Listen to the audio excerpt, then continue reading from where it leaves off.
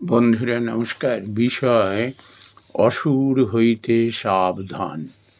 বন্ধুরা, আমরা বহু মানুষ শাস্ত্রাদি পাঠ করি, কিন্তু অধিকাংশ মানুষই এই শাস্ত্রাদি পাঠ করবার যে লক্ষ্য, সেই লক্ষ্যে পৌঁছাই না। আমরা জীবনে শান্তি পাই না, জীবনে সমৃদ্ধি পাই না, সাহস পাই না, অশুভ শক্তির বিরুদ্ধে লড়াই করবার মতো স্পর্ধা দেখাতে পারি না। তার কারণ কি? শাস্ত্রে যে উপদেশাদি দেওয়া আছে সেগুলো হয় আমরা বিশ্বাস করি না, আর নালে পালন করতে উদ্যোগী হই না। বন্ধুরা, শ্রী শ্রী চণ্ডীতে একটি চরম শিক্ষা আমাদের দেওয়া হয়েছে। চরম শিক্ষা। সেটি কি? সেটি হলো যে দেখো, এই অসুর প্রবৃত্তির মানুষ যারা, তারা ছলে কৌশলে তোমাকে যদি একবার পটিয়ে ফেলে, ভুলিয়ে ফেলে, এবং তুমি যদি তার খপ্পরে পড়ে যাও, তাহলে তোমার সমূহ সর্বনাশ। এটি জেনে রেখো। অসুরেরা অজ্ঞ হলে কি হবে? তাদের মস্তিষ্কে শয়তানি বদমাইশি বুদ্ধি একেবারে গিজ গিজ করছে। তোমাকে যদি একবার নানা রকম ছলে কৌশলে ভুলিয়ে তোমার কাছ থেকে ক্ষমতা নিয়ে নিল, ব্যাস, তোমায় তখন ছুঁড়ে ফেলে দেবে আস্তা করে। আমরা শ্রী শ্রী চণ্ডীতে কি দেখি? যে দেবতাদের কাছ থেকে তারা নানা রকম কৌশলে ছলে তাদের কাছ থেকে আশীর্বাদ প্রার্থনা করে সেই বর তারা নিল। বর নিয়ে কি হলো? এমনই শক্তিশালী হয়ে উঠল, সঙ্গে সঙ্গে বিপরীত বুদ্ধিগামী যে যাদের কাছ থেকে শক্তি অর্জন করলো, ক্ষমতা পেল, এবারে তাদেরই স্বর্গ থেকে তাড়িয়ে দেওয়ার মতো স্পর্ধা দেখাতে শুরু করল। পরিণাম কি হলো? দুর্ধর্ষ লড়াই হলো দেবতাদের সঙ্গে। অশুভ বুদ্ধি সম্পন্ন মানুষেরা, অসুর প্রকৃতির মানুষেরা এরকম স্পর্ধা দেখিয়ে ফেলে, যেহেতু বিপরীতগামী বুদ্ধি। তারপর শেষমেশ তাদের বড় করুণ বিনাশ হয়ে যায়। শ্রী শ্রী চণ্ডীতে আমরা যখন এরকম চণ্ডীর যদি ধ্যান আমরা করি, ধ্যান, তো সেখানে আমরা কিরকম দেখুন পাই, এরকম ইয়া চণ্ডী মধুকৈটভ আদি দৈত্য দলনে, ইয়া মহিষন্মূলিনী, ইয়া ধূম্রেচ্ছান চণ্ড মুন্ড মাথনি, ইয়া রক্ত বিজাসনি, শক্তি শুম্ভানি শুম্ভ দৈত্য দলনে, ইয়া সিদ্ধিদাত্রী পরা, সা দেবী নবকোটি মূর্তি সহিতা মাং পাতু বিশ্বেশ্বরী।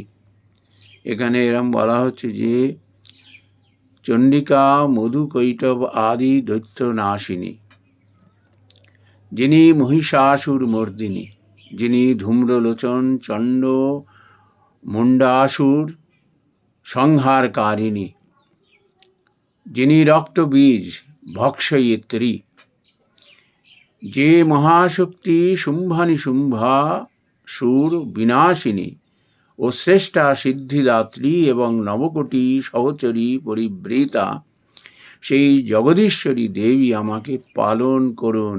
এই ধ্যানের মধ্যে পালন করুন। যার এত শক্তি, যার এত ঐশ্বর্য, তার কাছেই তো, যার কাছে ঐশ্বর্য আছে তার কাছেই তো হাত পাততে পারি। যে ভিখারি, তার কাছে কি হাত পাতবো? তার নিজেরই নেই, আমাকে কি দেবে?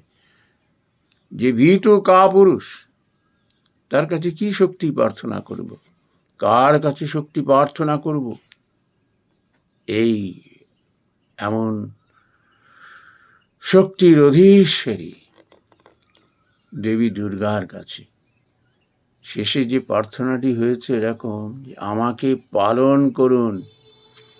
আমাকে কিভাবে পালন করবেন? আমরা যেন অসুর হইতে সাবধান হই। অসুরের ছলাকলায় আমরা যেন মোহিত না হয়ে পড়ি। অসুরের দুরভিসন্ধিতে যেন আমরা ভুলে না যাই। এই আসুরিক শক্তির বিরুদ্ধে আমরা যেন সংঘবদ্ধ হই। কোনো অবস্থাতেই তাকে যেন আমরা জায়গা করে না দিই, তার হাতে যেন শক্তি না দিয়ে দিই। আমরা সেই শুভ বুদ্ধি যেন আমার মধ্যে আসে। আমরা যেন অন্ধভক্তি নিয়ে তাদের প্রলোভনের শিকার না হই। এই পালনের কথাই ধ্যানে বলা হয়েছে যে দেবী, আপনি আমাকে এমন করে পালন করুন,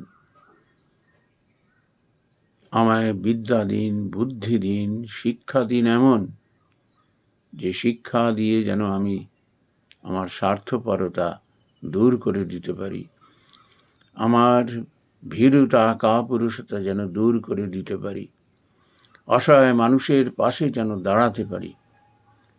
এই দৈত্য অসুর প্রকৃতির মানুষ যারা নিরীহ অসহায় মানুষের উপরে অত্যাচার করে, ভোগ বিলাসের জন্য, ক্ষমতা দখল করবার জন্য, তাদের বিরুদ্ধে যেন ঝাঁপিয়ে পড়তে পারি, সেই শুভ বুদ্ধি আমাকে দেওয়া হোক।